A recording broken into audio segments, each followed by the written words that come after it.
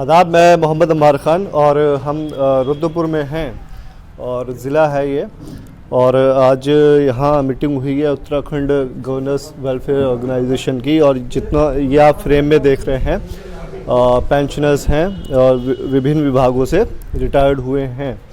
और लगातार आप अखबार में देख रहे हैं राज्य सरकार जिस तरीके से चाहे सरकार भाजपा की रहे या कांग्रेस की, पेंशनर्स के लिए जो वादे किए जाते हैं वो आपको अखबारों में या टीवी चैनल में दिखाई देते हैं, लेकिन ज़मीनी हकीकत के लिए जो पेंशनर्स हैं वो एक लंबी लड़ाई लड़ रहे हैं।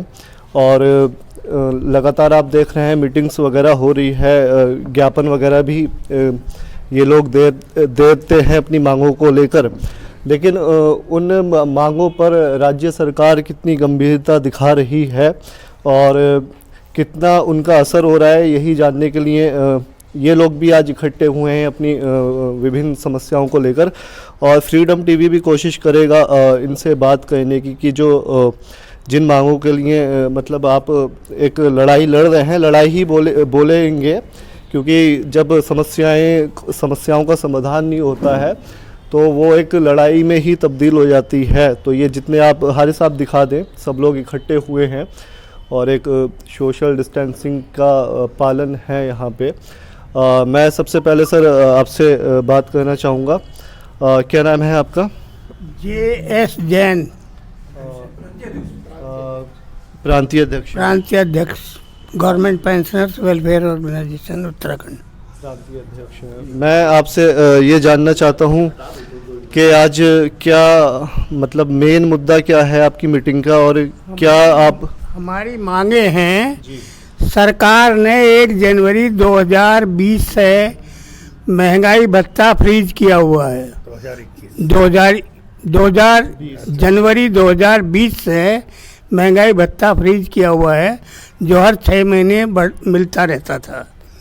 कोरोना के नाम पे भत्ता फ्रीज हुआ है। जब सभी चीज़ें सामान्य हो गई हैं, सरकार के सभी प्रोजेक्ट शुरू हो गए हैं, सारे काम हो रहे हैं, तो हमारा महंगाई भत्ता जो फ्रीज किया हुआ है 1.5 साल के लिए, इसे तुरंत खोला जाए, पहली मांग। दूसरी मांग है कि सरकार रेलवे में महिलाओं को 40% रियायत देती है, लेकिन पुरुषों को 40% देती है, महिलाओं को 50% देती है। तो हम चाहते हैं कि महिलाओं के बराबर हमें भी 50% छूट दी जाए। तीसरी हमारी मांग ये है कि ये जो कैशलेस सुविधा दी गई है, इसमें कर्मचारियों के पेंशनर को मासिक कटौती बराबर है, जबकि पेंशनर्स को 50% मिलता है कर्मचारी की तनख्वाह से और पारिवारिक पेंशनर्स को 30% मिलता है। तो हमारी मांग है कि हमारी कटौती 50% हो, यानी उनकी आधी कटौती हो कर्मचारियों के।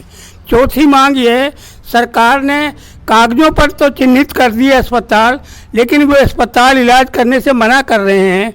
तो ऐसी स्थिति में मेडिकल रिम्बर्समेंट जो पहले होता था वो बंद कर दिया गया और अस्पताल इलाज कराने को मना कर रहे हैं, पैसा कट रहा है। तो इस स्थिति का सरकार तुरंत संज्ञान ले, नहीं तो हम लोगों को मजबूर होकर कोर्ट की शरण लेनी पड़ेगी। तो ये जो अस्पताल वाली आपने बात कही, तो ये एक सरकारी हॉस्पिटल चिन्हित किए थे? मैं बता रहा, सरकारी हॉस्पिटल तो हैं ही, उसके अलावा हमसे पहले तो मेडिकल रिइंबर्समेंट था, हमको कोई पैसा नहीं देना पड़ता था।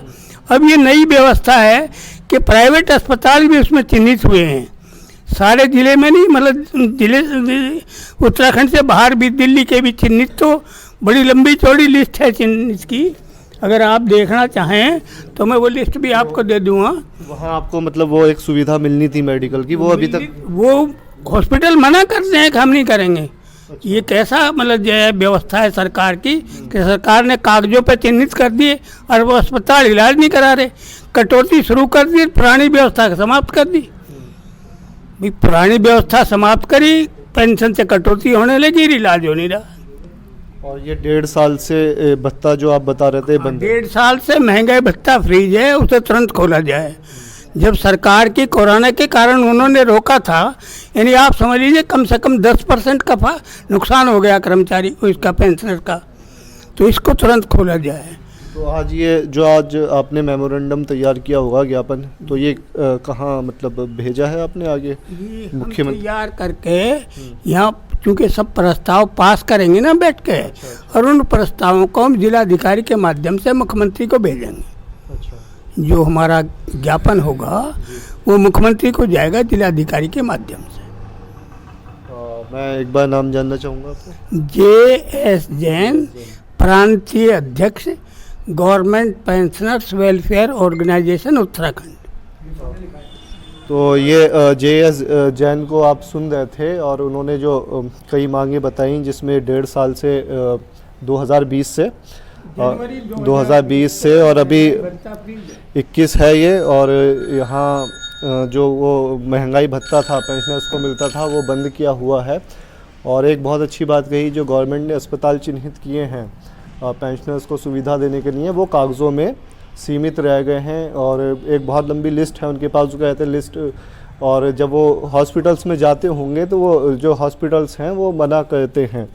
तो उसके लिए आज ये मीटिंग रखी गई है, यहाँ ये सारे प्रस्ताव बनाए जाएंगे, और ये DM जो हैं यहाँ रंजना राजगुरु, उनके माध्यम से ये लोग अपनी मांगों को CM तक भेजेंगे। तो ये आप कवरेज देख रहे थे यहाँ रुद्रपुर से, government pensioners welfare organisation Uttarakhand की ये बैठक थी, और इसमें ज़िले के भी होंगे, बाहर के भी होंगे, केवल ज़िले के ही हैं। ज़िले से सितारगंज, खटीमा, काशीपुर, काफ़ी बड़ा ज़िला है, और 9 विधानसभा है हमारी, वहाँ से सब लोग इकट्ठे हुए हैं। और बाकी कोशिश हमारी ये भी रहेगी कि जो यहाँ मौजूदा विधायक हैं राजकुमार ठुकराल, उनसे हमारा इंटरव्यू है 1-2 दिन में, तो हम आपकी जो मांगे हैं उनसे अपने इंटरव्यू में पूछ लें कि भाजपा सरकार है पेंशनर्स के लिए वो क्या कर रही है। बाकी आप कैमरामैन हारिस के साथ मैं मोहम्मद अमार खान, रुद्रपुर।